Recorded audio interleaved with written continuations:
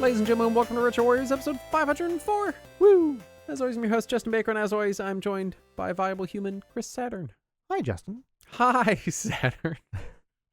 We're here. Things aren't weird or anything. No, it's fine. I think people have come to expect weird second show energy from us. Or maybe weird all-show energy. I don't know. I feel like a lot of times we'll have shows like last episode where we're like, yeah, we're just going to sit down, we're going to talk about this game, we're going to have a good time, that's going to be it. And then other shows where it's like, we come in the front door and it's like, this is not going to go any way that we expect it to go. There's a song by They Might Be Giants that they had performed one time called Disappointing Show, Yeah. where it's just a song about their show being incredibly disappointing when people came to see them and they phoned it in and it's awful, and then the PA fell on the crowd. And it's just something that I think about sometimes whenever I'm in the mid-thought and realize that this thought is going to go as poorly as it possibly can.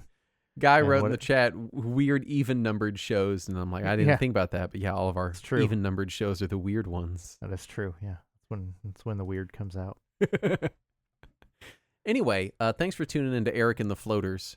I'm going to talk 504. I'm going to talk about my week now. How are your floaters doing, Justin? My floaters are doing great. Doing fantastic. I got my Vita, hacked Vita up to date. Nice. I had some out-of-date software on it and stuff, and updated to the newer versions of things. I'm kind of on a bit of a PlayStation kick because the PS5 has got me like, thinking about my PlayStation library and what I do and don't have on my shelf and what I may or may not want to have access to in the future. Sure. And so I made sure my hacked Vita was all up to snuff and working and downloading games just fine, and that works great.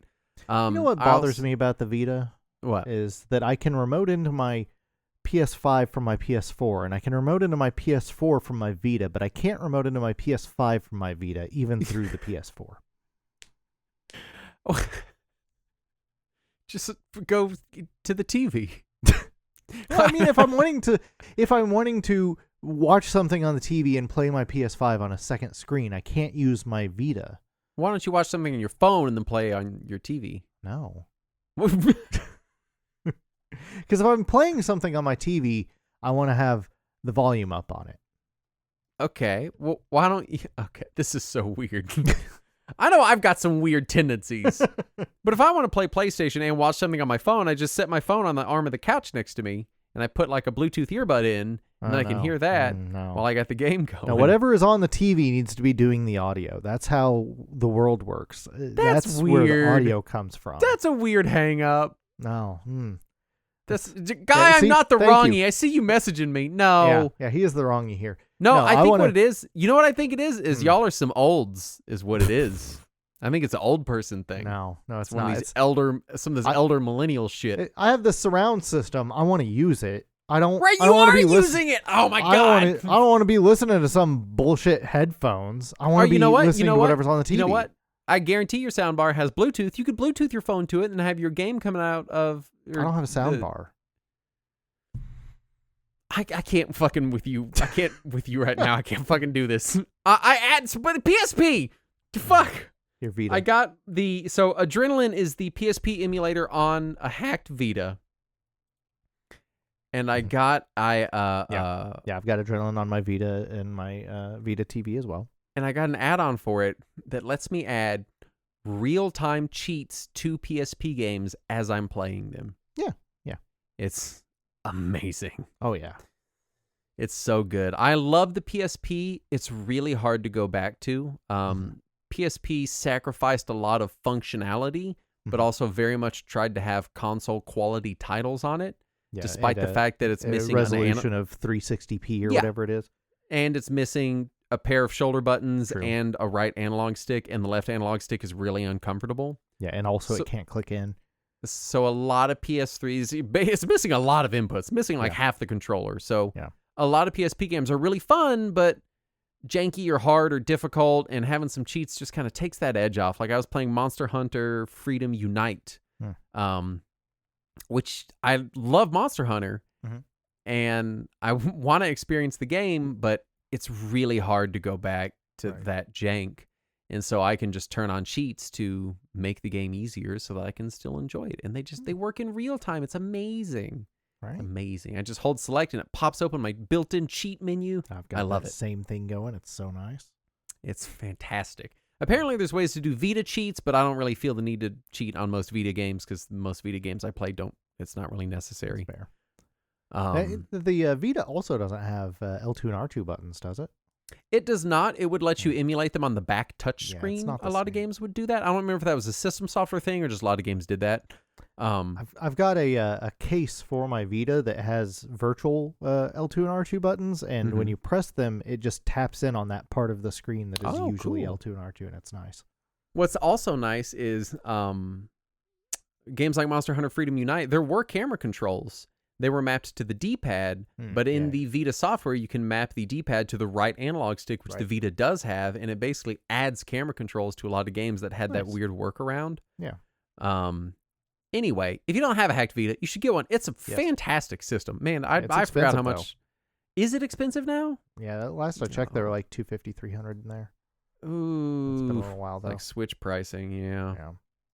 Well, I think you should get one. I'm still upset at the Metal Gears that are still trapped on PSP. It still pisses me off. Well, it looks like you can get a Vita for about $160 these days, so that's not too bad. 100% get a Vita for $160. Awesome system. Yeah. If just to play the 4 or 5 Metal Gear games that are trapped on PSP still. I mean, what you got?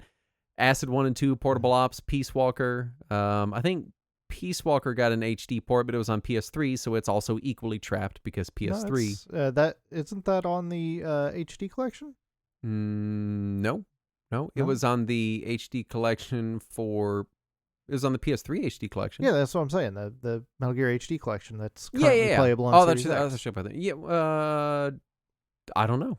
Yeah, I'm not sure. You can just pop in the disc from the Xbox 360 version and Series X. Then there's only 3 trapped Metal Gear games on PSP.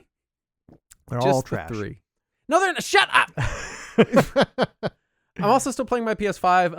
I have that kind of new console thing where I'm just frantically playing as many games as possible to try to catch up on like 10 years of gaming that I've not been a part of.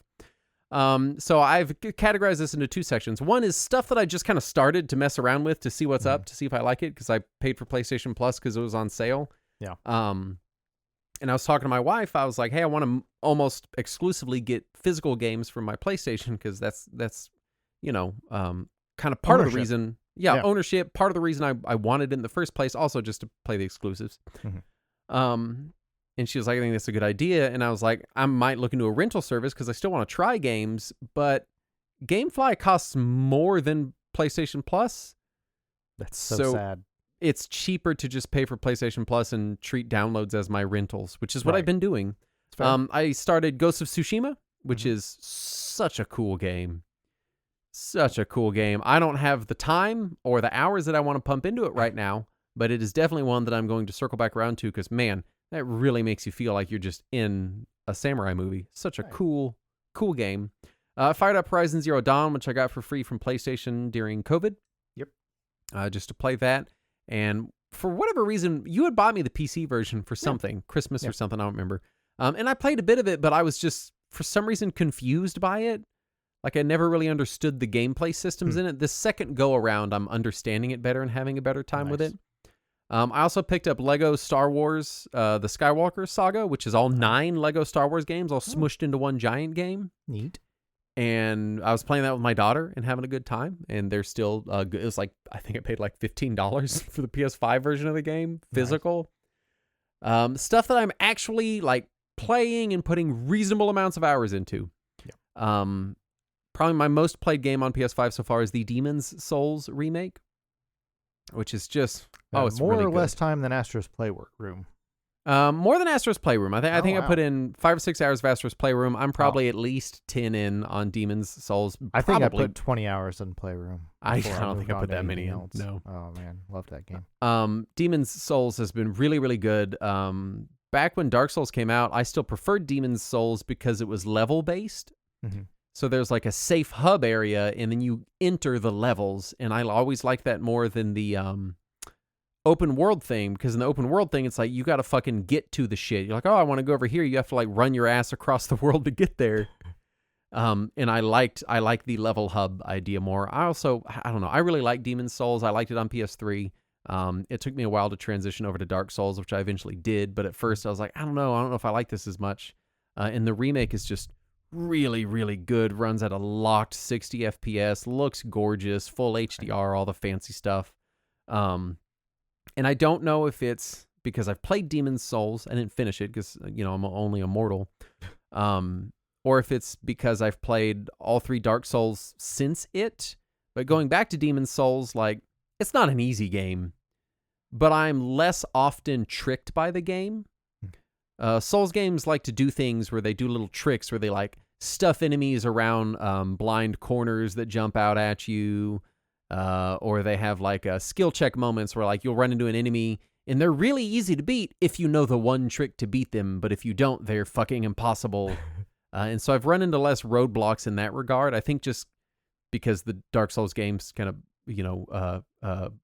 taught me not to do it, I guess. And then circling back here, there's just a little bit less of it, but I'm perpetually prepared for it. For people that are Souls fans, I'm doing a Winged Spear Gloom Knight build, which you could have made up all those words. And all words are made up. So in a way, by the transitive property, I'm speaking gibberish. So that's for people that want to know. I always do safe spear builds. I'm not very good at the games, so anything that lets me just never take damage, always have a shield up and poke things from afar is what I always do because I'm one of those slow, safe players. That's fair.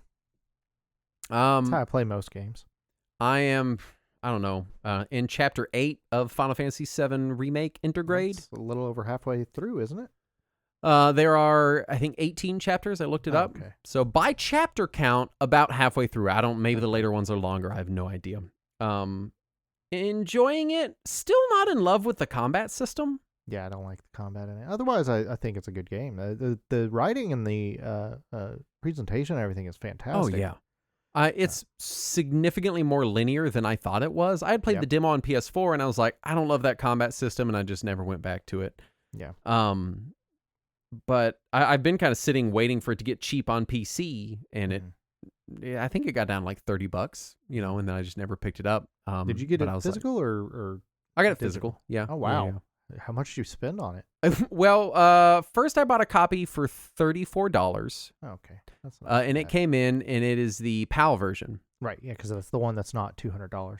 Well, and then I was like, well, that sucks because I put it in and I installed it, and I'd been playing it on PS Plus as my rental in air quotes. Right. But then I couldn't download the DLC for it because I'm the wrong version. So I sent that back, and I ended up getting a physical, and I did pay more for it. I paid $50 for a North American physical version. Bad at all. And so that stung a little bit. It was going for $200 for the North American one for a little while. No, I would not do that. No. Yeah. Oh, right. It got reprinted recently. That's right. I will say, it really is getting me in the feels. The themes of the story are explored much more deeply, obviously, because it's just one chunk of the game extrapolated out to a 30-hour game. Yeah. And the themes are hitting a lot harder in 2025 than they did in the original game the first time I played it. I do really like the writing for Biggs, Wedge, and Jesse versus the original. Same. I like how fleshed out they are. Wedge is basically just Charlie Sheen, though. Yeah, I can see that. And Jesse is super thirsty the whole time, but I still like them as characters. They're great.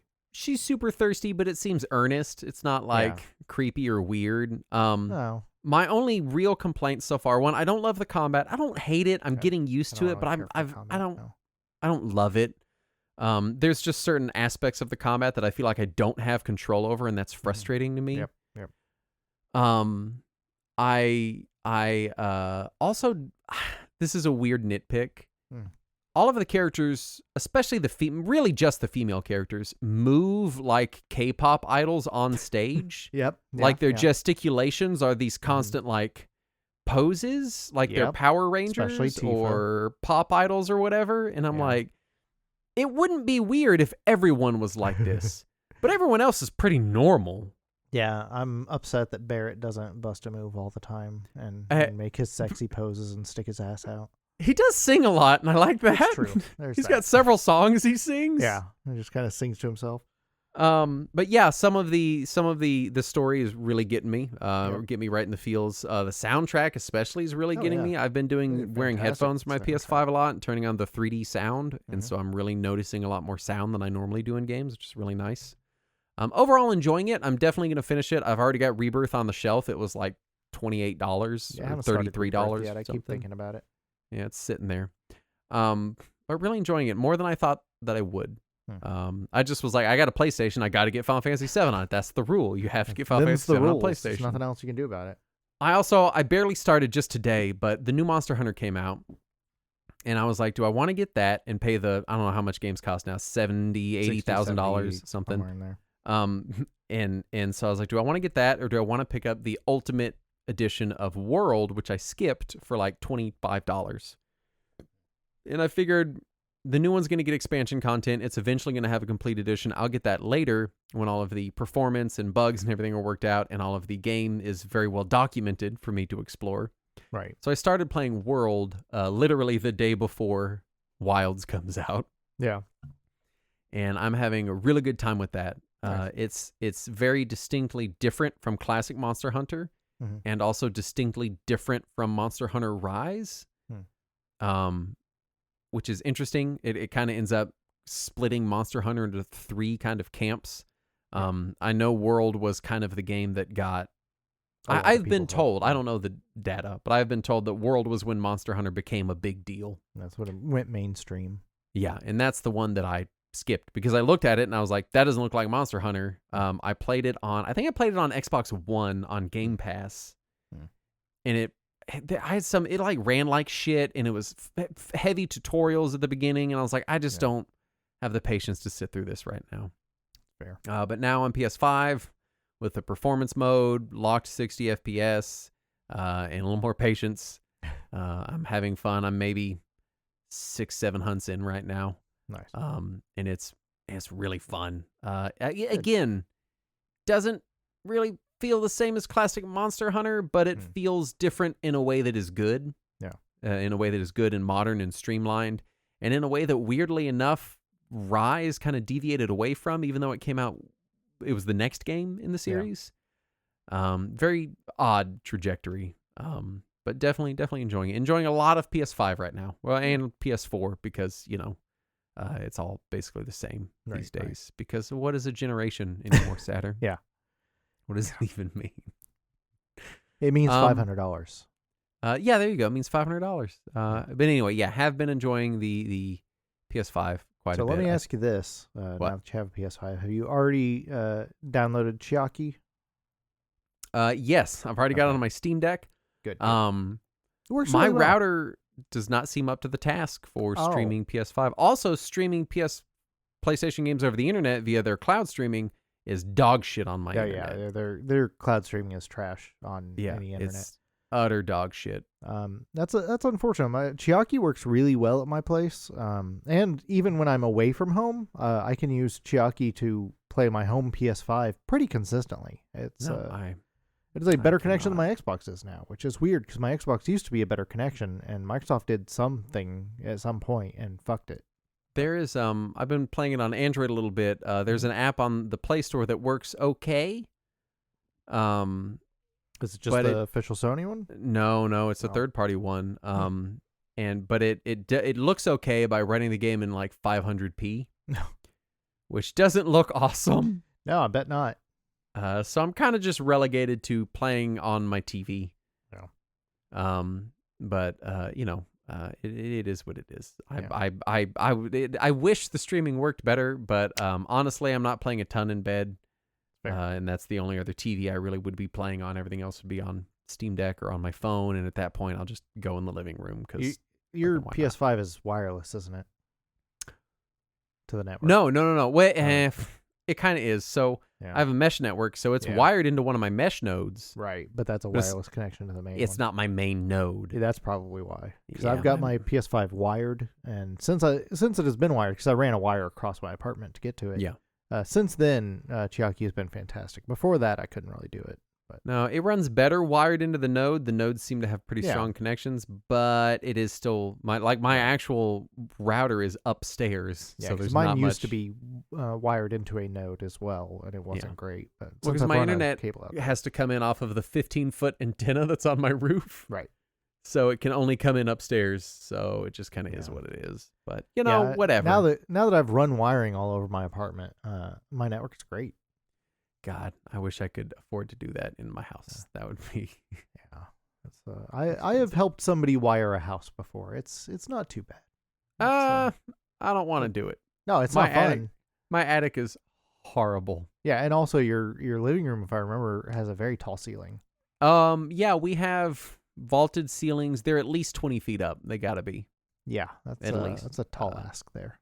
Yeah, it's an ordeal. Anyway, what have you been playing? Not a lot, because I've been working a lot. I've been doing You've been working an insane amount. 10 to 12-hour days, 5 or 6 Oof. days a week. And so it's been a lot of working. The go-to games that I have on my laptop that I can play during downtime at work Mhm. is mostly things that I don't have to spend a lot of attention to, where I can like zone out and the game doesn't crash out on me. And my fallbacks have always been Peglin and Mini Motorways for the last Yeah. year or so. And I finally got the last of the achievements in Peglin, Oh, which look at you go. 'cause I got up to Crucible level 20, which Uh-huh. is pretty tough at that point. It kind of feels unfair, but I did it. And then the last achievement I had after that, I looked, was for dying during a scenario sequence. And I was like, Oh, what does that even mean? And then I happened to be super low on health, and I got to one of the little question mark nodes, and it was like, do you want to stick your hand in this tree? Minus 10 HP. I'm like, oh, this is it, isn't it? So I click that and just instantly die. you did And, it. yeah, that was good. I was like, this is how I wanted to go out anyway, sticking my hand in a tree. It was always your Peglin's little dream. Yeah, he always wanted to die grasping at a bramble. But, yeah, that's pretty much it, because it's just been a lot of working in IT. You learn that some of the smartest people in the world are not very smart, and it's been a lot of that the last few weeks.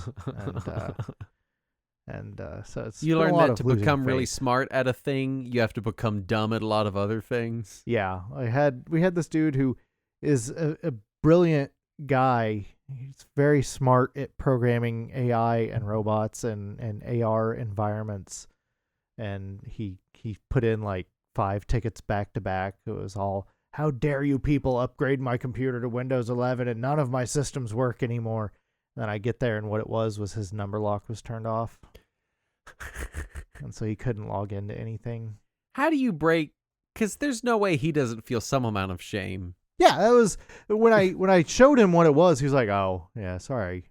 I was like, All "It's right. fine. Don't worry about it." Like, he was knew what a number lock was. Yeah, once he saw, because he just wasn't looking at his screen when he was typing in his passwords or whatever, and so then he would just hit enter and everything would reject his passwords. And he was Why like, would "You he did look at his something." screen? He's looking at his I don't know. keyboard while he typed? No, I don't know what he was looking at. He's He's just closing looking his away. eyes? He was looking away, doing other things, and I happened to look at the screen. I was like, "You're not typing." You're not, All you're not right, typing. then. So it's just it's a thing. It's part of working IT, unfortunately. Yeah, that's life. Mm-hmm. Let's do the news. Yes, sir. The All positive, positive still. upbeat news. Okay. I think we do that for exactly these 2 episodes and then forget about Yeah, it. and then you'll forget about it next time. Hyperkin has finally started taking orders for their Retro in GX, which Retron is a GX. Retron GX. You've owned Retron devices before. Yeah, but the N was capital. Yeah, because that's how they do it now. That's stupid. That's Retro in, not Retron. Yeah, well, they've always done it that way. Well, then I was stupid, and now I'm correct. You know, right. That's a good way to spell it, Oh, and I see. like it. This is like that episode of that little boy that nobody wants to upset in the Twilight Zone. It's good that you killed everyone, little Timmy. I was just reading the original story that episode was based on the other day, too. The Retron GX is a PC Engine / TG16 compatible Retron device, so it'll play Hue cards, which is Yeah. cool. Cool thing for them to be doing. Local Thunk has won his appeal to Peggy, and Balatro will no longer be rated 18 plus. Yes. This is good news. It is Local good Thunk news. is the developer for Balatro. For people that don't know, the mysterious Balatro developer. Who And refuses it's to dumb appear that he in had public. to appeal it. Oh yeah, But super you know, dumb. at least he did eventually win his appeal, which I didn't think he was going to, and a lot of people didn't think he was going to. So it's good that he did. Also, a fan-made port of Balatro is now available on Nintendo DS. I also saw one released for Vita. Nice. In all the fan versions of Balatro that I've seen, because it's got a lot of fan ports, require that you own the physical game, or not Right, you have to physical, get the but you files. own the game, and you transfer a couple files over. So it's nice that not only is it getting fan ports, but they're ones that still support the developers. But So you should it's- buy the physical port because it comes with cards. Yes, I got it on Switch, and I got my cards in my Yeah, I've little got the pack. Xbox Also, version. Fangamer is taking pre-orders on Balatro, a card deck, Decks, a full yeah. 52. Oh, I keep thinking about it. Chinese hardware developer 8086 Yes! Exclamation point, who previously released new laptops based on the 8086 and 386 PCs, has released a new laptop based on the MSX2 that includes an MSX2 cartridge slot. It looks cool, but I have two problems. One, I think LRG did a video on the 8086 and 386 PCs they had. Limited run games. Oh, LGR. Oh yeah. Lazy Game Room. Okay, yeah. I think LGR did a video on those laptops, and if those are the same ones, then they are questionable Probably, yeah. at best. It's funny. Right after I typed that into the news, I happened to go to eBay to pay for an auction, and it showed me recommendations for me, and it was one of their 386 PCs. Oh, really? Yeah, and so now I am paranoid about what all eBay is watching. But no, it is. They do sell them directly through eBay. Apparently, it was sold by 8086 Yes! Exclamation mark. Huh. So it was their official eBay store, and it's $220 for their retro 386. It's very adorable looking. It's teeny tiny. Oh yeah, that's the other thing I was going to say is it's extremely adorable. Yeah. I will say if they're selling on eBay, then they've got some confidence in it because eBay has extremely tilted in the favor of the Right. buyer purchase protections. Yeah. You can basically just show up and be like, "It sucks. Give me my money back," Yeah. and you will get your money back on Yeah. eBay. Period. No questions, and the Yeah. buyer is screwed. Yeah. It's funny if you look at their store though. It's got their 386 and their 8086, and then it's got the MSX, which is still pre-order. But because it is still a pre-order, the price on it is listed as $99,999, and it says 28 sold. What the fuck? I am guessing they changed that price after they sold out of their pre-orders, but they don't want to remove their listing. Yeah. So yeah. Watch them sell another one. Although if they got that much money for it, they'd be like, "Fuck it, go to the factory. Right? We'll get Yeah, one." like, print them out. The Steam Deck has sold nearly 4 million units since launch, and the handheld PC market has grown to roughly 2 million units per year, compared to an estimated 15.7 million Nintendo Switch units sold last year, down from its peak of 28.8 units in 2021. That comparison is 28 important. million units. It wasn't 28.8 units. Yeah, million units. Sorry, they sold 28 Switch. They sold 0.8 of one of them. That one lost one of its Joy-Con. Yeah, a guy went to grab it from the guy who's buying it from the Joy-Con fell off and it went down the sewer, so they never. They only charged him for 0.8 of it. Second, show energy. This is an important sales comparison Yeah. that I'm already seeing journalists in the news make because there's a lot of talk of the Switch 2 coming out and how much of the Switch market share is the Steam Deck going to infringe upon. It's a discussion we've had in the Discord, you and I have had personally. And there are important sales numbers that are pertinent to that conversation. Yep. That's going to become more pertinent as Switch 2 details continue to trickle out. So. Indeed. Warner Brothers is shutting down multiple studios, including Monolith Productions. That's tragic and unfortunate. Fucking stop. Can you Monolith is a pretty prolific developer too. Oh, yeah. They've been doing a ton of stuff for like almost 30 years now. I don't know what Warner Brothers' fucking problem is. They can't figure out how to run a game studio, for one thing. I don't know. That's Monolith did frustrating. a ton of good shit. They did the Fear games, which I fucking loved. And Prey, Those are fantastic. and Blood. They were the and- Shogo people. Yeah, and No One Lives Forever. Yep, they did some really good stuff. They did the Middle Earth games, Shadow of Mordor. Yeah. The Um, And Warner retained the patent to that system that those games used, the Nemesis system. Fuck off, Warner. Yeah. I mean, positivity. Maybe positive thinking. Maybe the Warner building will catch fire with Maybe- nobody in it. Clearly, with everybody on vacation. Maybe It's just the building. David Zaslav will fuck himself. Silver linings, you guys. 8BitDo has announced the Ultimate 2 controller, the sequel to the Ultimate. Finally, the Ultimate controller, which doesn't have Bluetooth. Yeah, I was looking at it and I'm not seeing anything that's selling me on it at all. I'm sold on it.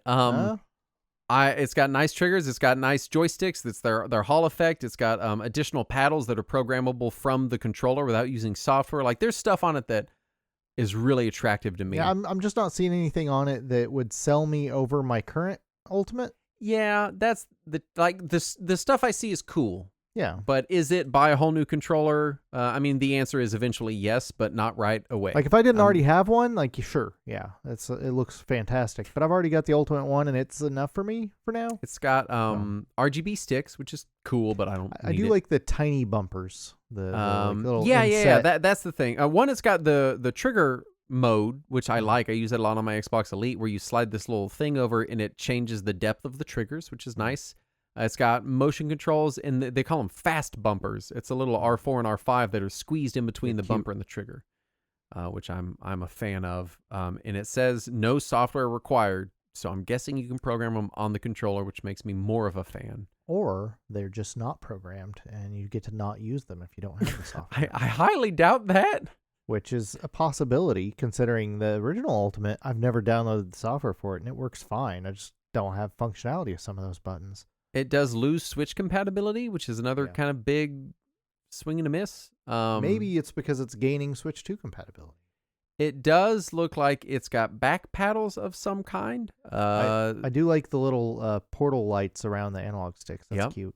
It says it has TMR joysticks. I don't know all my joystick terminology, but they sound fancy. And it looks like the shaft of the joystick might be metal, which is exciting.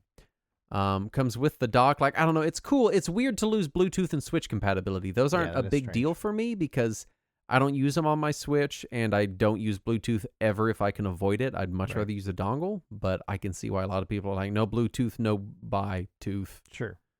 So, I don't know. It had to rhyme. Activision has confirmed that they're using AI-generated assets in Call of Duty games. Did anyone doubt that was the case? I mean, I wonder if they're using Microsoft Gaming Muse AI. They could probably. It's made no money, so I mean, why the fuck not? Yeah. More than 40% of all PS5 and Xbox playtime in the U.S. is spent between the top 10 live service games, which is fucking depressing. Not even that surprising, but not it is surprising. sad. No, I just wish it wasn't true. Yeah, I don't like it. It's disappointing. Retrobit has issued a formal apology for using fan translations without the permission of the translators. It's not like you can do this on accident. They knew they were doing it. Yeah. They're just apologizing because they got caught. Right. It's Period. not like, oops, I accidentally applied this fan translation to this thing that I advertised as being in English. Yeah, here's the thing. I've got a lot of ROMs. I deal with emulation and ROMs on a daily basis. Yeah. I've never accidentally applied a fan translation and been like, oh, I didn't mean to do that. It's never happened once. It's not like the developer gave them the fan translated ROM and was like, oh, this is totally our legally translated into English copy of the game. And they're like, okay. Yeah, so fuck them for doing it, but I don't. At least they apologize. Yeah, And, that's I'm not something. even gonna say at least. Fuck them for doing it, and then they apologize. You're being That's what positive. right. Fuck me. I don't know. I don't know how to be positive about this. It sucks. It's dumb. Maybe David Zaslav will still fuck himself. We can only hope. Anbernic released and then unreleased a new official firmware that allowed you to directly download ROMs of commercial games. This was an issue with Mustard OS a little while back. Someone came out with a fork of that could do the same thing, and it's caused some uproars in the emulation community. Yeah, I think for the health of these devices, it's good for Right. it to not be there, but also like the only reason it's not there is so that people have legal deniability to begin with. Let's be honest with ourselves here. But And still. let's keep that legal deniability as long as we can. Let's True. not give them any reason to be more aggressive than they already are. Another indie dev, this time, the developer for The Backrooms 1999, found a 1-to-1 ripoff of their game on console stores. The game was subsequently removed from the PlayStation and Xbox stores, but Nintendo is, quote, looking into it, Yeah.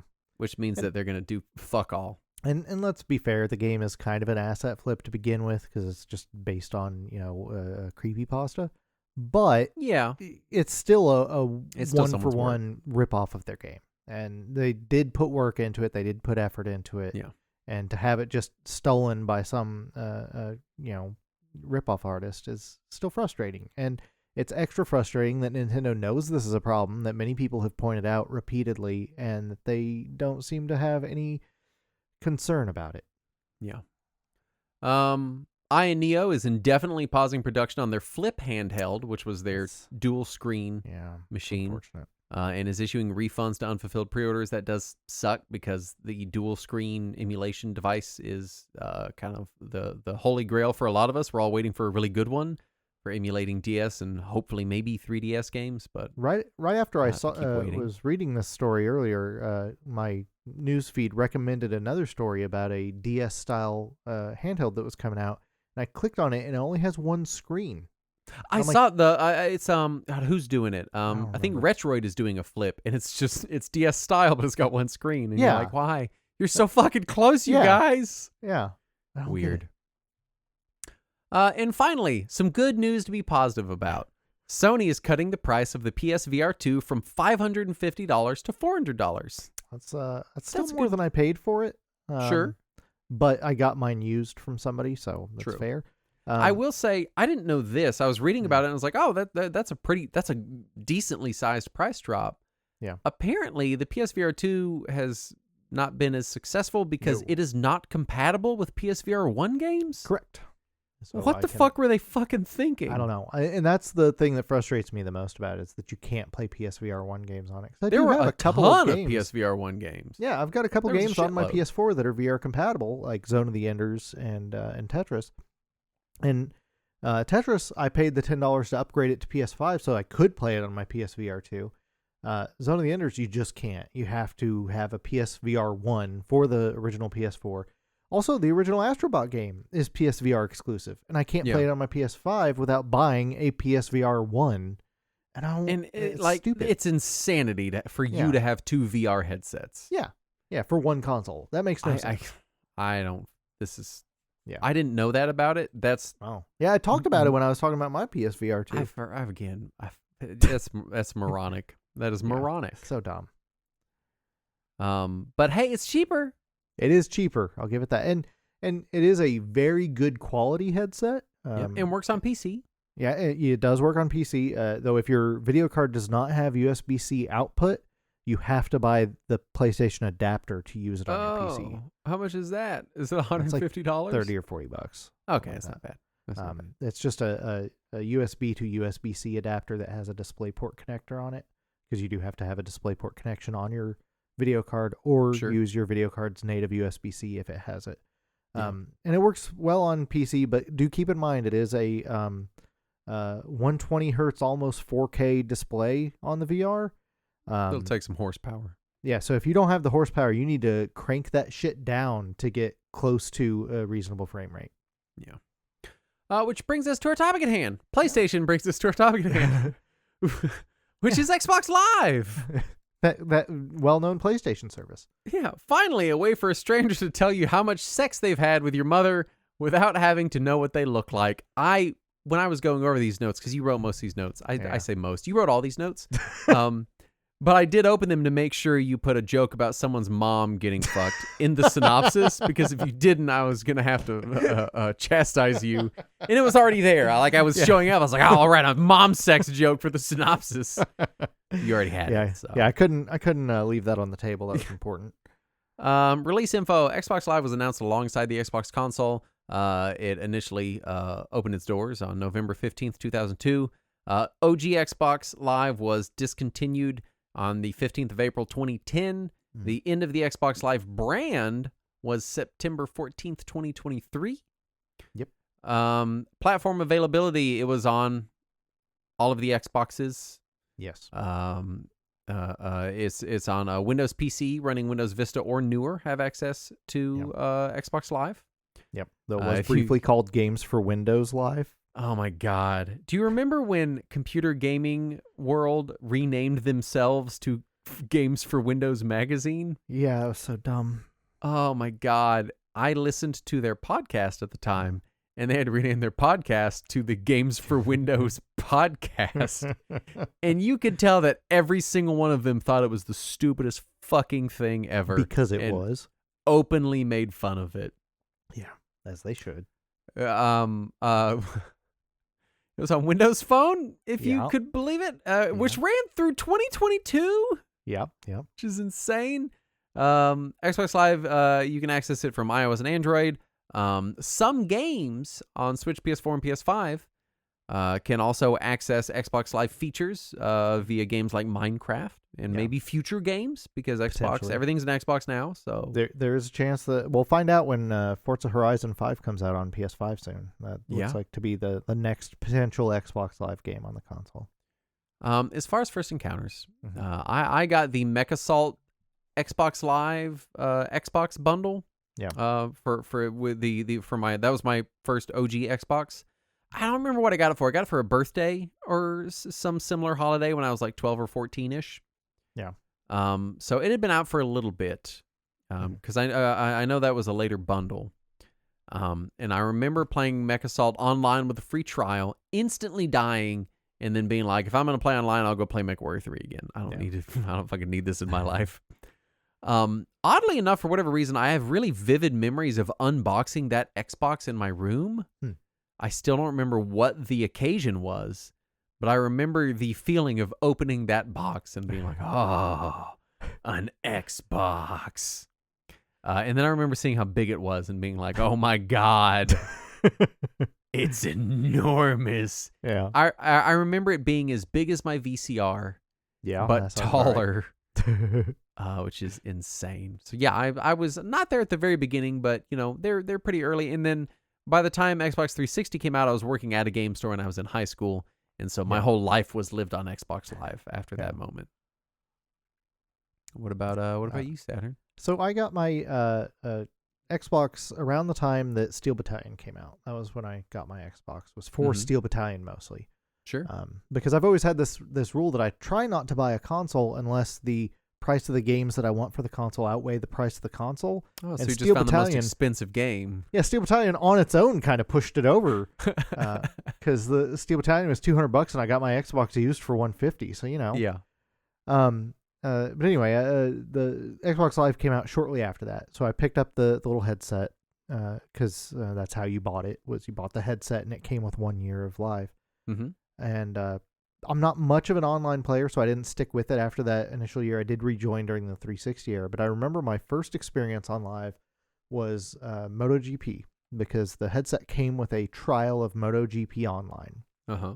And so I tried that. It was okay.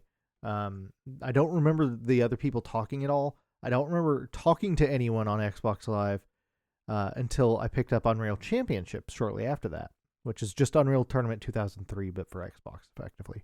Yeah. And I played some of that on Live, and as soon as I started playing, like, as soon as the match started, I learned the match had started because I immediately hear some dude being like, fuck you, fuck your face, you're such a stupid fuck. I'm like, what is going on here? Why are you so angry? And he's like, fuck you, man. Like, calm down, sir. And then I didn't try Live again until I picked up Link's 04, the golf game. I'm aware of what Lynx is. And so I played so much Link's 04 on Xbox. And I'm playing Link's 04 on Live with some random dude that I'd never, seen before or since. And I kind of forget that I am on Live because I'm just playing golf. Yeah, you're just playing Xbox. I'm just playing some golf. And like out of nowhere, I'm playing my game and I just hear, oh, that's a pretty good shot. I'm like, oh shit. Right, sorry, I forgot that I was wearing my headset. And he's like, yeah, it's a good shot though. I'm like, thanks, guy. There was this golden period, and I know I'm getting ahead of us here. Yeah. But there was this golden period in Xbox Live around 360 Mhm. when almost everyone had a headset. I want to say the system came with one. I don't The remember. 360 came with a headset. And so since everyone had a headset, everyone would get in voice chat. These days, if a game's like, we have voice chat, do you want it? I'm like, no, disable that fucking shit. Right, yeah. Because early on, not everybody had a headset. Not everybody would talk on it. And then later on, it became a thing where the only people who would talk were the degenerate assholes Yeah. or people who, for some reason, were playing Xbox in the loudest possible environment. So in the background, all you heard was like animals and people shrieking and stuff. Oh, well, with Xbox Live, when it first came out on Xbox, you had to have a headset. You couldn't get the service without buying the headset. Oh, really? Yeah. I didn't realize that. Yeah, we'll get to that when we talk about the release of it. But yeah, that was the only way you could get it at launch was with the headset.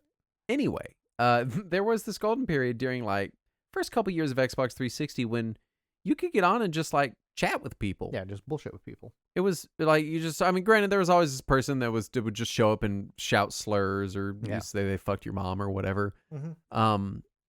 But these days it's like no one.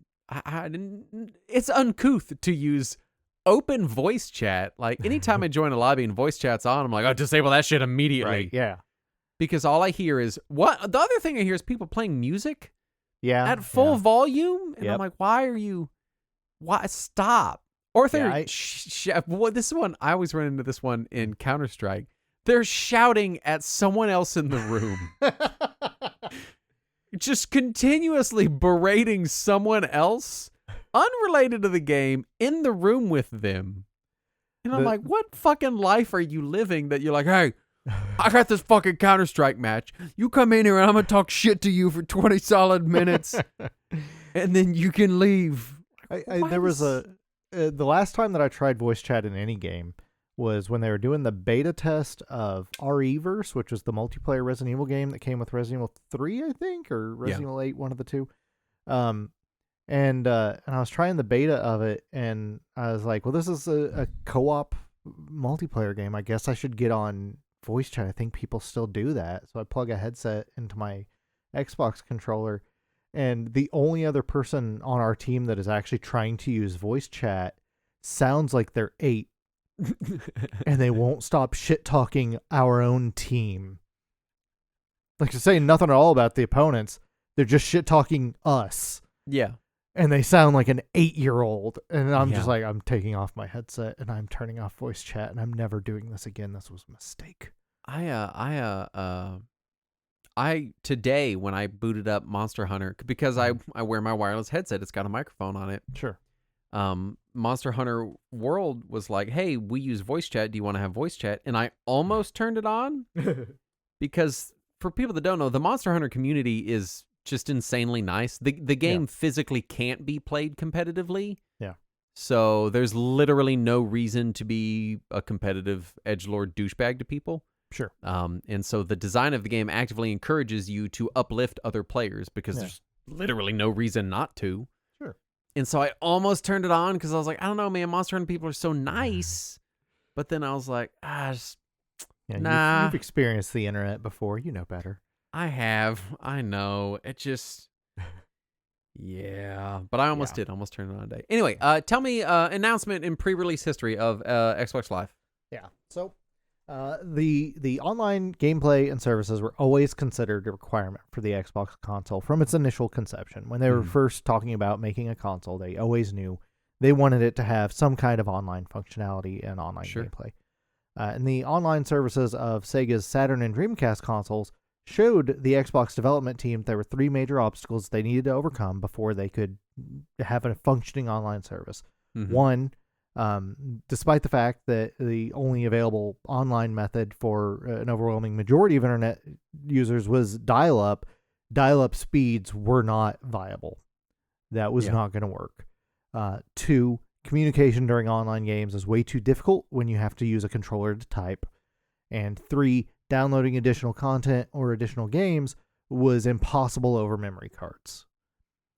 And those were the 3 things they needed to overcome, and the solution was to the Xbox 360 arcade bundle. Oh my god. Oh.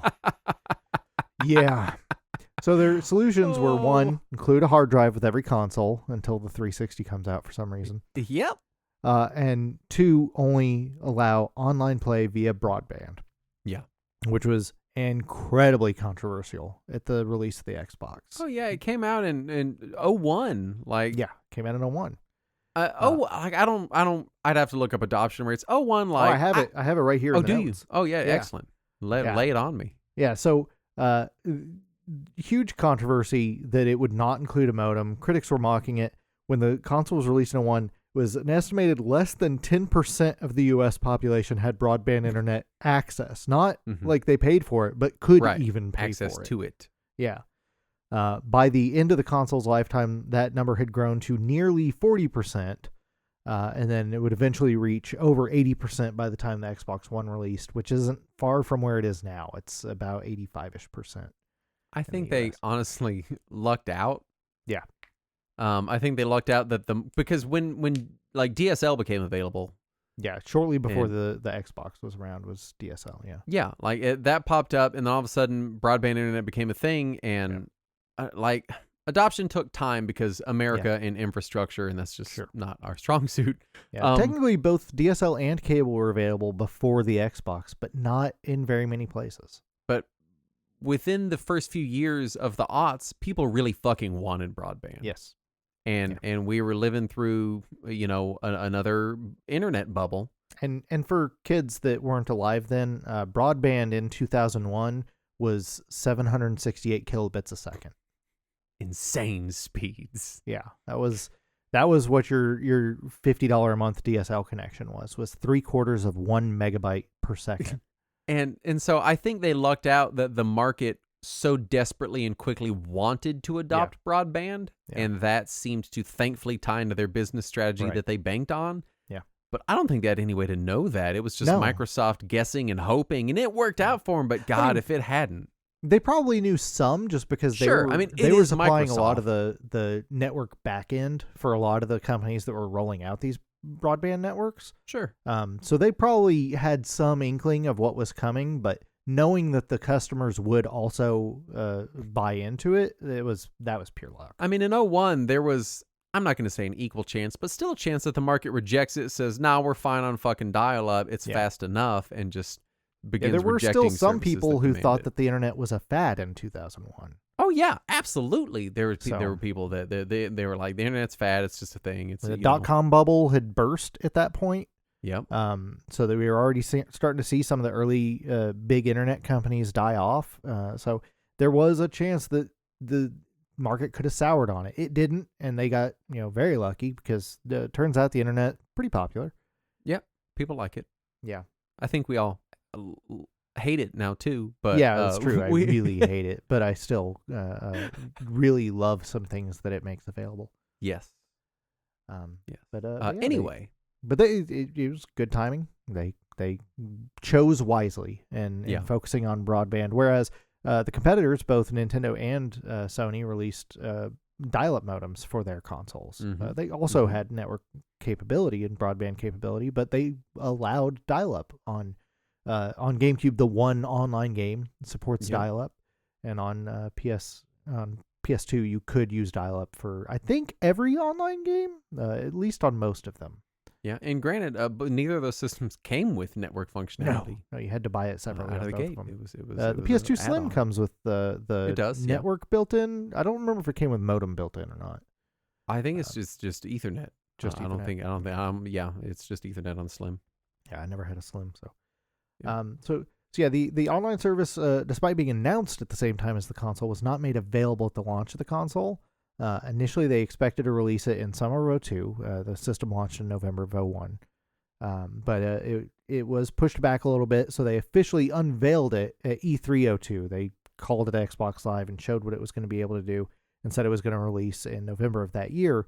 And they said that there would be 50 Xbox Live supported titles by the end of 2003, between launch of the service and the end of 2003, which is a pretty ambitious goal for a service that wasn't even available yet.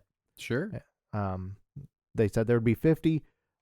They met that number. So The beta test was made available for select users in summer of 2002. The games available to beta testers were Microsoft's own NFL Fever 03, as well as Acclaim's Revolt, which actually never released on Xbox. That pre-release beta version for Xbox Live is the only Xbox version out there. And I think somebody has preserved it, and it's available on the internet, but it was never commercially released. Yeah. But yeah, when the service went live in November of 2003, you had to purchase the headset to get a subscription. That wasn't always the case though, because eventually you could just get it separately. Yeah. But initially, the only way to sign up for Xbox Live was to buy the starter pack, which was a headset with a demo of MotoGP and a 1-year subscription of Xbox Live, and it retailed for $49.99. And some games started coming with trials of Live eventually, but it was a couple years in before that started to happen, because in order to use Xbox Live, you had to install a firmware update, because the Xbox console did not support Xbox Live out of the box. Yeah. And the firmware update, you couldn't just download it, because you can't download anything until you have Xbox Live. Right. So you had to install the firmware update from a disc, and games didn't have it on the disc until a couple of years after Live launched. So you had to use the disc that came with the starter pack to access Xbox Live at all. Yeah. Sony... Oh, go ahead. I was going to say, it's interesting, because I had an Xbox. My friends had Xbox. I had 2 friends growing up, and one of them had a PlayStation. The other 2 of us had Xboxes. Yeah. And that's a weird mix-up for North America. We did not play Xbox Live games online. I remember it would be like, hey, we got a card or whatever, 3 months or something, and it'd be like, all right, we're going over to whoever's house has that because they've got Xbox Live and we can play around with it. But it was never like, this is a thing we're doing. Granted, I was, I'm younger, so it was, 2001, 2002, 2003. I was 12, 13, 14. Which, I don't know, maybe that's prime gaming, internet gaming era, age-wise. I was playing a lot of StarCraft at that age, yeah. But it felt like more of a novelty to us at the time, and I'm curious how many... I guess I was 15, 16 when StarCraft came out, so that's when I was prime internet gaming. I don't think we have data on it, but I'm curious how many Xbox owners played a game on Xbox Live, like regularly logged into Xbox Live and used the service. I don't know that we have exact numbers. I think they did say what the subscription rate was at one point, but that didn't count, free trials or whatever. Yeah. And it was a reasonable number of Xbox. It was higher. It was a higher percentage of Xbox owners were on Live than Sony or Nintendo users were online. Yeah, I mean, granted, there were that generation more games that it's true did on. And Microsoft advertised better too. Oh yeah, for sure. Yeah, I mean they invested heavily into this, and I guess what I'm saying is that Xbox Live on 360, the 360 era, felt like a different beast entirely. Yeah, it felt like almost a requirement. Yeah, it felt like if you have an Xbox and you don't have Xbox Live in the 360 era, then why did you get an Xbox? Yeah, well, what did you buy this for? As somebody who was working at a game store when Xbox Live debuted, it felt more like the thing for the adult Xbox owners. Like, it wasn't for teenagers. Nobody was buying Xbox Live for their kids or for their teenagers. Yeah. They were getting it for themselves. And very rarely I would hear a parent who would be like, is this appropriate for my 16-year-old? And I'd be like, well, I mean, how much do you trust them talking to random strangers on the internet while they're playing multiplayer games? How many strangers do you want them to say "fuck you" into their earpiece? We didn't know how aggressive Xbox Live was until 360, really, because that's when it opened 360 is when it opened up the doors. Let's go ahead. Also, this was still during the era of the internet where it was never give your real name on the internet before everybody put their real name on Facebook. Before fucking websites require that shit now. Fuck off. Exactly. Yeah. Fucking assholes. So this is a different time. Anyway, so just prior to the launch of the Xbox Live, Sony had released their official PS2 broadband adapter. Sure. It released April 2002 in Japan and August in North America, and then later in 2003 in Europe. It didn't require a subscription, but the quality really varied pretty drastically, just because sometimes you'd be playing against a dial-up person, and sometimes you'd only have broadband people, and sometimes you'd be on dial-up. So it was kind of all over the place. So Xbox really differentiated itself by being a consistent experience at the gate. Yeah. There were 15 games that supported Xbox Live by the end of its first year, and they said there would be 50 by the end of 03. There turned out to be 61 by the end of 03, which is pretty good odds. I mean, were they? Do we know if they were incentivizing these developers? Because the idea of you would have to be, right. They're heavily incentivizing. Make online games for broadband only devices in 2002. That's nuts. Yeah, well, Microsoft was fronting the infrastructure, which was huge at the time, because PC gaming then, even now, was mostly done peer-to-peer or through networks that the publishers had to pay for themselves. Yeah, GameSpy or some shit. Yeah, and it was a costly experience, and Microsoft was willing to front all this and pay for a server that everybody could play on without having to do peer-to-peer connections, which was massive, and that was virtually unheard of at the time, and now we take it for granted. But at the time, it was people weren't used to paying for online services, but they also weren't used to having a consistent, high-quality online experience. And I do think, and really, because we're going to get into it a little bit, especially here in a second when we start talking about 360, but this was the beginning of, one, them normalizing what would become the industry standard for online console gaming, basically to now. Like, Microsoft did this. They are why it is the way it is, right? They're the reason why you have to pay every month or year to play games online on a console. We may have gotten here eventually, but it would have been different and through different means. Microsoft did this. Like, Sony and Nintendo existed in the space. Yeah, they were dabbling. They were dipping their toes in the online waters. Sega was trying pretty hard for a little bit there. Yeah, for a minute, But Microsoft did this. They got to set the industry standard. And I forgot my second point. Sorry. It's okay. But yeah, it's important to realize that, like, the that's what it was. The shared servers, the having in-house servers for all of this. They've taken this idea of, like, in 2001, like, online PC gaming had been a thing for a few years now. Right. You know, it's been 3 or 4 years of online PC gaming kind of becoming like this very white hot but still relatively small section of the gaming space, right? Yeah. And they've taken it and packaged it in such a way that it takes all of the fuss out of it, because for people that weren't there was a lot of fuss in online PC gaming.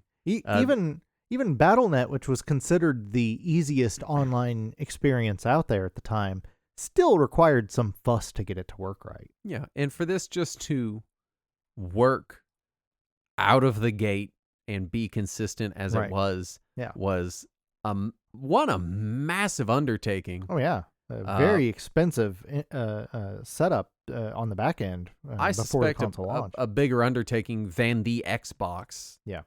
I would put money on it being a much bigger undertaking than the machine itself. Yeah.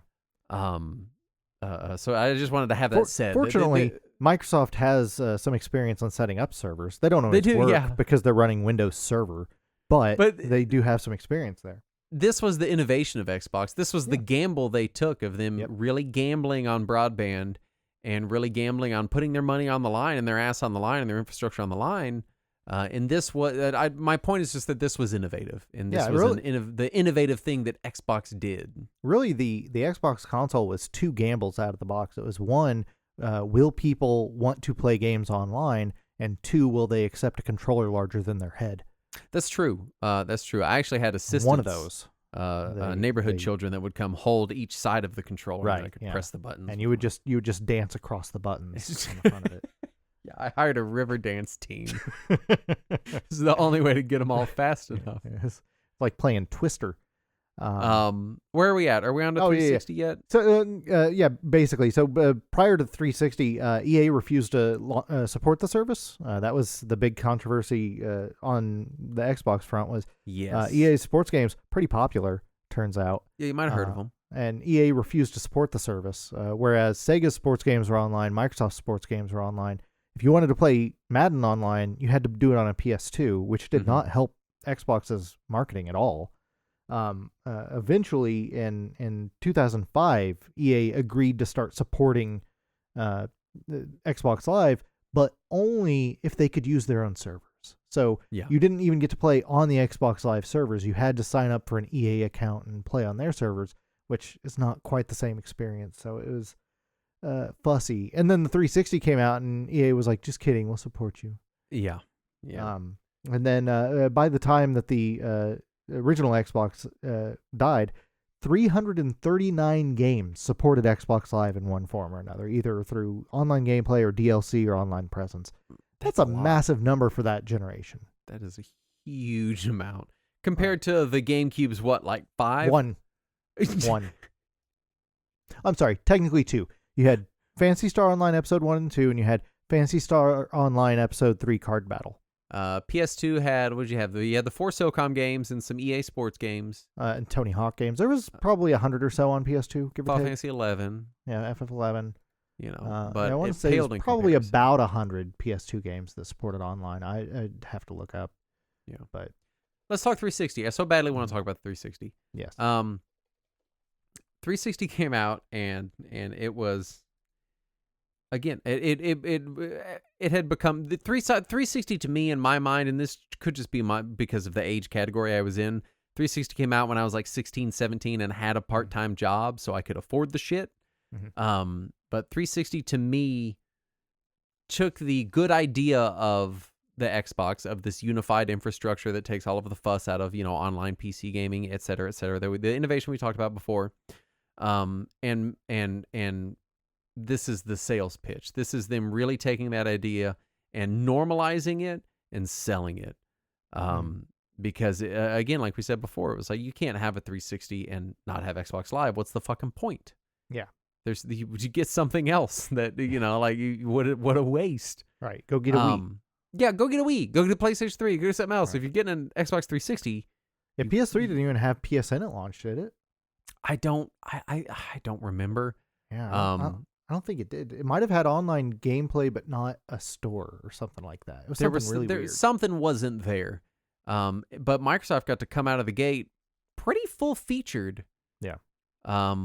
With all the basic services we've come to expect from these paid console services, just kind of out of the gate day one when it came out. The 360 really codified. If the original Xbox Live set the framework for online gaming on consoles, the 360 absolutely codified it by showing us exactly what it was going to be from this point forward. And at least among me and my friends, and the people that I knew, Xbox 360 normalized it, and it also normalized buying cards, buying Xbox Live time cards. I bought a lot more Wii points cards than I did Xbox cards. I did buy a good amount of Wii points cards too. That's true. And by the time I got a 360, they would already just let you save your credit card on there, so I just did it that way. No, see, I was a broke teenager, and I didn't want to put. I had a debit card, but there was nothing in there, so But we could trade some stuff in at the store and then get points cards with it. You can get 800 Microsoft points. Take us through the launch of it on 360, because I know there's some details here, and I want to get to them before we just reminisce about Xbox Live. So, when the 360 was released, they introduced a new basic service called Xbox Live Silver that would launch alongside the 360, and that would be the free service.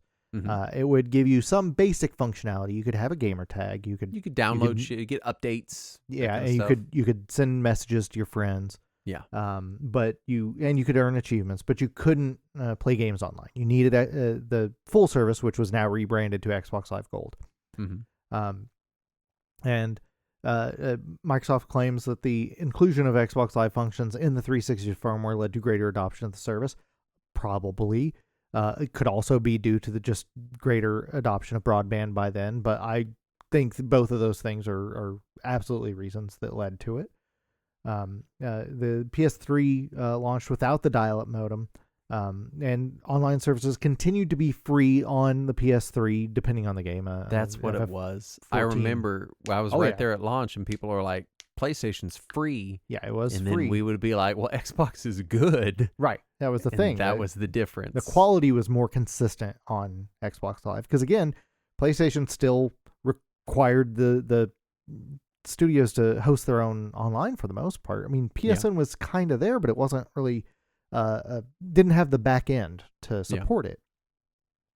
Yeah. And PSN as a whole would launch during the PS3 generation, but again, it didn't have all the same features as Xbox Live until closer to the end of the details, but I remember it being a rough launch, and this could just be totally anecdotal in my head, because the PS3 in general was a bit of a bumpy ride for the first bit. Yeah, and I don't think the store was there at first. I think that was a later thing that they added with a firmware update. I couldn't afford a PS3, so I had no idea. It was $600 fucking dollars when it came out. Like, holy shit. $599 US. Oh my God. And I was like, get a second job. I go to high school full time and I work 30 hours a week. When do you want me to do that, Sony? Yeah. Anyway. But yeah, 360 did well. By the end of the 360, online services like Live were, expected by all the consoles.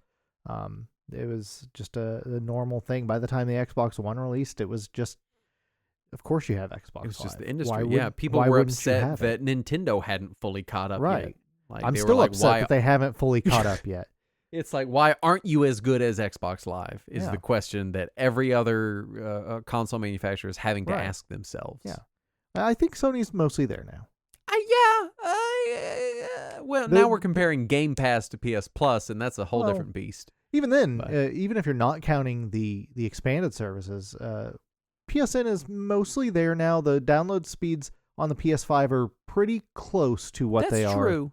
They really have bumped that up quite a bit. Granted, when you're on a PS5, you're connected to a Microsoft Azure server to get to your PlayStation downloads. Microsoft wins either way. When you're on a PS4, you're connected to whatever their old Linux server they used to use was, which is why it's still slower.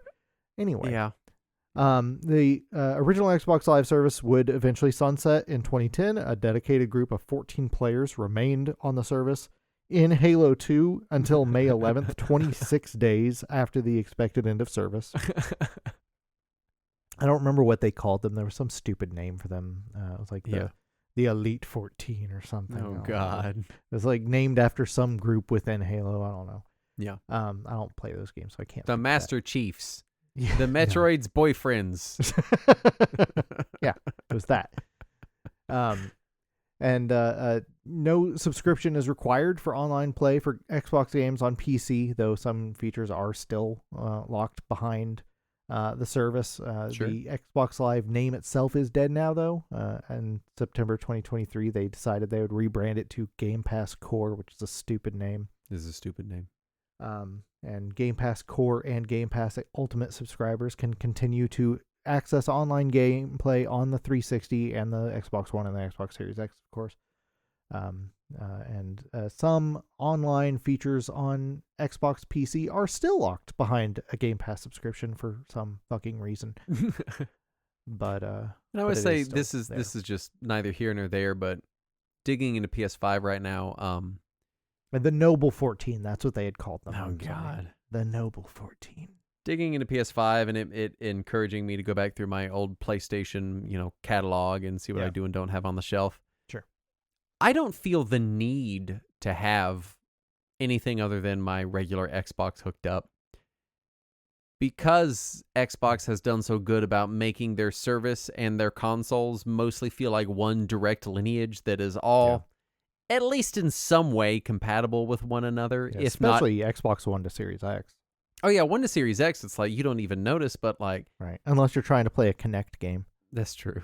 But there's a good chance that like if I took a 360 game and popped it in, it very well might just work and upscale its own goddamn self and download fresh assets for it. I think it's about half of my 360 games and like maybe a fifth of my original Xbox games are compatible on my current system. I can take any Xbox game that's ever released in the history of Xbox existing, and there's a chance I can just slam it in my Series X and play it. Yeah. Like, can we just stop and talk about how insane that is? Yeah, that's nice. I wish I could play my PS3 or PS2 or at least PS1 games on my PS5. There's no reason that PS1 games can't play on a PS5. The emulator costs them nothing. They've already got it. It's baked. Yeah. They just let me play the games. Like and then the PlayStation 5 over here, I can't play any PS3 games, which again, cell architecture will make the excuse, whatever. It has the horsepower to do PS3. Yeah, except for fans have gotten a PS3 emulator running on a PS5.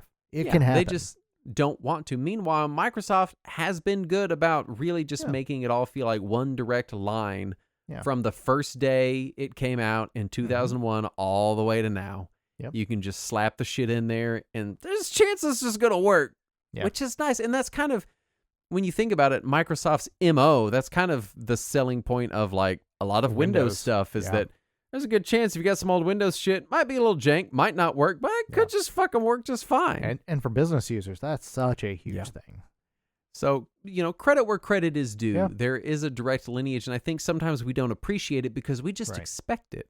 Yeah. And we just expect Xbox to work with Xbox and Windows to work with Windows, and other companies show us that that's not necessarily the case. And it's kind of wild that 360 games work at all on current Xboxes, because that was bonkers. That was the era where Microsoft decided, we're going to use an IBM PowerPC chip for some fucking reason. Yep. And then before that and after that, it's all been Intel shit. Yep. And it has, I don't think I own a 360 game that isn't. No, I take it back. My Guitar Hero games don't work in my Xbox Series X. I have a bunch of 360 games that don't work on my Series X. Yeah. Granted, I don't have as many as you, but, I don't have a ton, but I've got several that don't work. But also, Odomedius, I can't play Odomedius on my Series X, and that's upsetting. I want to play Gradius with weird anime girls, damn it. If you're playing especially like heavy-hitting first-party Xbox games, like if you're playing a Halo or a Fable or, or a Forza, or an Elder Scrolls, which isn't, it is first-party now, but it wasn't then.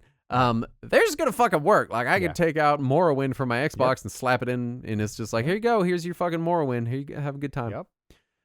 So it's just, I just wanted to take a moment. Now let's talk about the functions of Xbox Live. Let's talk about what it brought to the fore. Obviously, online multiplayer is a given. I know there's online multiplayer. Other humans. Voice chat was big from the get go. Oh yeah. And just kind of was always a thing. Yeah, that way you can just creep talk to the guy you're playing Links with. The idea of a gamer tag, I think, introduced the general idea of having a unified screen name. Yeah, to a lot of all people. Your games. A lot of people that maybe didn't have like a dedicated screen name before, like this. Looking back from this, PC gaming of the era, like I keep going back to BattleNet just because of how prolific it was on StarCraft and Diablo 2. Every time you logged into BattleNet, you basically just got to make up a username. It wasn't tied to anything. It wasn't tied to an email address. It was like IRC. You just whatever. And if you went 90 days without using it, it would just vanish, and somebody else could claim that exact same username, and now they are that person. Yeah. And Xbox Live got away with that. Everything was locked to your account permanently.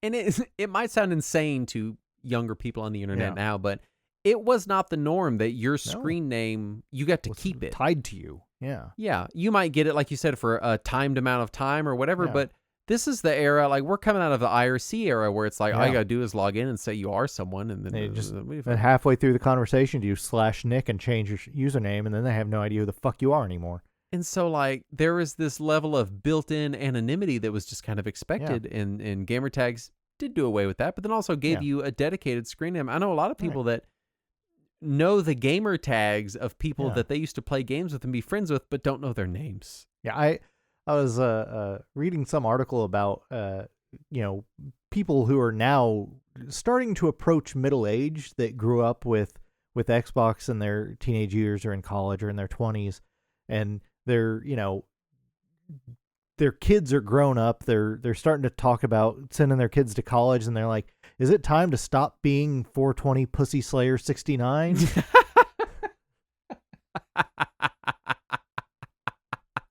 No, never stop being 420 Pussy Slayer 69. Please, please be 90 years old and be like, "I'm 420 Pussy Slayer 69. I've been 420 Pussy Slayer 69 since 2003.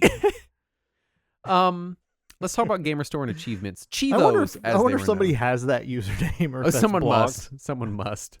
Unless they block the word pussy, they might block that. let's talk about Chivos. Mhm. Achievements were a big deal. Yeah, Achievements were a thing that are still a big deal for a lot of people. Like you, Yeah. I love getting you're very achievements. much an achievement oriented Oh yeah, I game love player. it. It does that mental thing of checking off something in the checkbox, just ticking off marks, and that Yep. triggers the endorphins in my brain, and couple it with that noise that Xboxes have made Oh, the since the little 360. Bidoop sound. Yeah. Yep. Oh man. So when they released Xbox One and they introduced the rare achievement noise that does Oh, a and little it'd be like diamond animation. "Psing!" Oh, it's yeah, so good. That, Oh, that it gets feels you so good. good.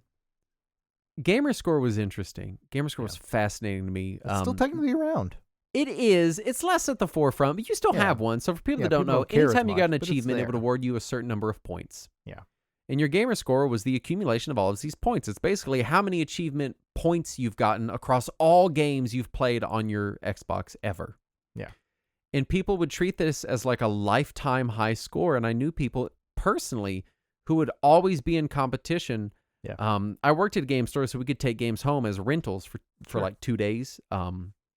And so there were certain people on staff at the GameStop I worked at who, anytime a kid's game came out, Mhm. they would fight to check out copies, like, just whatever garbage, like open season 2 on Xbox 360. They'd rush home to try to beat this game because it's a kid's game, so it's easy, so you Yeah. can max out your gamer score. Yeah. And people treated their gamer score really seriously. It's dumb, but Yeah. something about the human psychology. When you go, hey, play as many Xbox games as you can, everybody goes, fuck you. But if you go, we'll make our bar go up. They're Oh. like, I'll kill anyone in this room to have the biggest bar. Like, immediate Can switch. my bar be bigger than his? It's just, immediately, it's a bloodbath. People and are also- divided. They're fighting over shit. With Microsoft Rewards, they used to further encourage it because they would have these months where you would get extra rewards points that you could turn in for real money Yep. based on how many achievements you got that month. Yep. And the first time they did that, I was looking online. I was like, what's the fastest way I can get achievements? And somebody had said that in the PC port of Fallout 3, you could type in a console command to instantly unlock all achievements. And I was like, well, how much is the PC port of Fallout 3 on Games for Windows Live? Yeah. And it was on sale for like 99 cents. And I was like, oh, I can spend 99 cents to unlock 80 cents worth of achievement points. And, God. yeah, it was the dumbest decision I made, but I did it. People seem less serious about it now. They're just like, Yeah. oh, achievements are cool. I like having them. But apparently my gamer score right now is 117,605. oh, can you see mine? Can you compare it to Oh, mine? I'll have to go to my friends list and find Hold out. on. Like, I don't even know how to look at my fucking gamer I don't score. either. I got some rewards points Microsoft's trying to tell me about. Oh, there's friends. Let's look All at right, my hold on. friends. I hit the Xbox button on my Xbox branded keyboard and it brought up my Xbox. All right, no. So if my you open up rewards the points. Xbox app for Windows, and then you click on your picture at the top left, you can go to View Profile, and it'll show All right, you what your Xbox gamer app score. for Windows. I'm gonna Yeah. publicly state my gamer score. I'm Okay. really gonna put myself out there. All right. It's probably an embarrassing number. It's 8. Turns out I it was don't 8 think I this whole have my time. original. I don't know if this is my original gamer tag or not from when I was a kid. I have no idea. It was my original one from when the 360 released. I don't have my original gamer tag from the original Xbox anymore because I lost that Hotmail account. No. What am I going to Yeah. view profile? All right. Yeah, what you was go to yours? view profile. 108,000. 117,605. Oof. I'm sure that has to have me beat. I don't see it anywhere. Where is it? Well, it shows your achievements and right underneath the word. Oh, okay. achievements. 25,881. It's respectable. Not even close. I'm embarrassed that I even said it. I'm gonna edit that out. My- I'm gonna bleep my- it out so no, nobody it's fine. knows. It's fine. No, And- bleep and then- it. You can't And stop then, me. and then on the right side of the screen, it shows my recently played games, and my most recently played game is Bomberman 94 for Windows 8. Again, the fact that a Windows 8 Bomberman port is still tying into the Xbox Live infrastructure Yeah. speaks volumes Right? to the power that Xbox Live had and has. Yeah. We're like so out of time, but I desperately want to talk about Xbox Live Arcade. Yes. it Xbox was Live amazing. Arcade was a big fucking deal. It got not only retro re-releases, but it got a ton of original games. Yep. I played so much shit on there. Hexic, fucking Did you play any of Geometry Xbox Wars. Live Arcade for the original Xbox, or did you start with 360? I started with 360. Okay. Yeah, the original one, 360. you had to put a disc in that had Miss Pac-Man on it, and then it would unlock the Xbox Live Arcade interface on your Xbox, and you Yeah. could download one of the 27 games that they released for it. It was before the Virtual Console. Yep. On original Xbox and on 360. A way to play old games. I remember like there's some stuff that's still trapped on XBLA, like Turtles in Time Reshelled was a game that I played. I a think shitload that's also of. on PS3, isn't it? Either way, it's been pulled from everywhere. Oh, yeah. It's like not it's available been pulled for anymore. years, and you can't re-download it. Yeah, not legally. You've got, I mean, God, there's so much good stuff on Xbox Live Yeah. Arcade. And it was a major focus for the system Yeah. for a little while there. Whenever they kind of realized, like, hey, you can download little small games. Originally they limited the games to 50 megabytes, just so Yeah. it would fit on one of those stupid Xbox Live Arcade Edition memory units. I had one of those, and I remember being like, "What the God. fuck am I gonna do? I can't fit anything on this. What You is could it? fit one even Xbox for?" Arcade game. Yeah, Um, it was. Yeah, it was by the rough. end of the 360's life, they expanded it to greater than 2 gigabytes per game. That won't fit on your memory unit anymore. But there was great shit Yeah. on Xbox Live Arcade, and it really felt like Virtual Console was where you went when you're like, hey, I just literally want the ROM downloaded. Xbox Live Arcade was the place to go where you're like, hey, has someone done like an updated version of this game that I could play? Yeah. And a lot of times you could find it. I mean, there's good shit. yeah. I played Castle Crashers on Xbox Live Yeah, Arcade. I remember Trials HD was a big deal. Shadow Complex was one that I played and really enjoyed. Like there Played was a bunch of Crystal Defenders on there. there's some really Good good one. stuff on Xbox Live Arcade, and because it's on Xbox Live, a lot of them incorporated Are still online available. play. I had a XBLA Gauntlet Oh yeah, that was with fun. online play. I played a have that, shitload yeah. of that. Yeah, Yeah, there was a good Bomberman on there too. yeah. Like there's a lot of stuff on XBLA that, again, a lot of it's still available on Xbox Live because And initially, they required all the Xbox Live Arcade games to have trials. So even if you couldn't afford to buy it yet, you could at least download it and try it for a bit. Yep. Xbox Live Arcade was a big deal. Yeah. And it really turned, at the time for me as a teenager, it turned my Xbox 360 into kind of my everything machine. Yeah. Up to that point, it was like you sort of had different systems for different reasons, right? You're like, oh, if I'm just playing like something small and light, I'll play it on, my GBA or whatever. And if I'm playing like a big shooty gun game, I'll play it on my Xbox. And it turned into a situation where between Xbox Live Arcade, and just regular Xbox games, I was just always on my Xbox. I played everything on Xbox, and why not? I spent a lot more time on Xbox Live Arcade than I did with any disc-based games on my 360. Yeah, I mean, I was a teenager, and we played the brown military shooters. I played a lot I did not. of Ghost Recon Advanced Warfighter. Played No. a shitload of that. I played insane amounts so I turned 18 and immediately moved out with my girlfriend for like a year. Mhm. And then we broke up and I went to move back home, but my mom was living with her boyfriend, and her boyfriend had 2 daughters. Yeah. And my brother also moved back home. So that for like a brief period of my life, there were 6 of us crammed into a house not built for 6 people. And the only thing I had to distract me from how shitty my life was of going into debt, having to move back home, breaking up with my girlfriend, living in a crowded house, was my Xbox 360, which I still had. And I put in many, many, many hours of Rainbow Six Vegas was my game of choice, because it had a mode where you and your friends could team up and just kill waves of NPC bad guys in a casino. So it wasn't really competitive. And I would sit and I would play that, and I had a bunch of MP3s saved on my Xbox, so I would listen to my Frank Sinatra playlist and gun down terrorists in the fucking Bellagio with Like a you team do. of 3 other SWAT team guys. Yeah. And that was so much of my Xbox 360 experience at the time.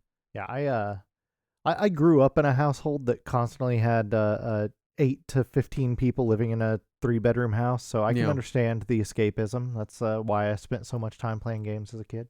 Yeah, for sure. Yeah. Let's quickly talk Legacy, and then we got to get out of here. We gotta. We'll briefly mention the indie games because there was yeah. the Xbox Live indie games. In my head, I and was lumping them in with XBLA, but you're right. they're very indie games similar. It is technically a different thing, though. Technically separate, yeah. And I won't go through all the information. Just to say that the fact that you could buy indie developed games on a console was such a huge thing at the time. It's a big fucking deal. And now we take it for granted. That's just a thing Yeah. you can do on consoles. But at the time, buying an indie game on an actual video game console that you bought at a store and plugged into your television was nuts. And, I'm so glad that took off and that we can still do it.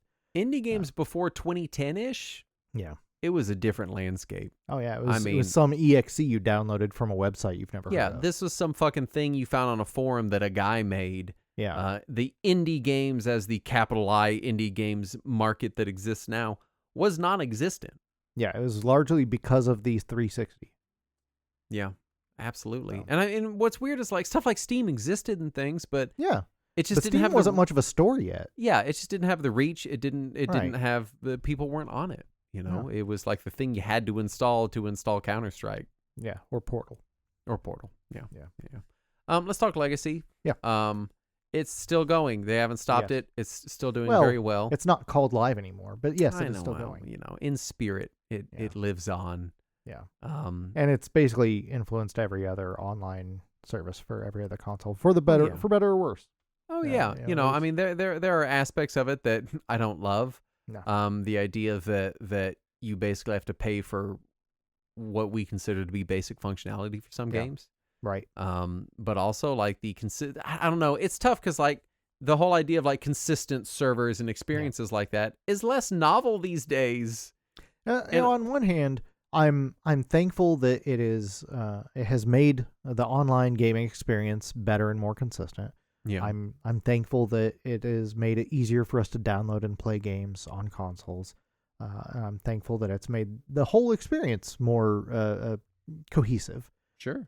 On the other hand, the fact that I have to pay Microsoft a monthly or yearly fee in order to pay Square Enix a monthly fee to play Final Fantasy XIV in its most censored version It feels a little ridiculous. Yeah, it feels stupid. It does. It absolutely does.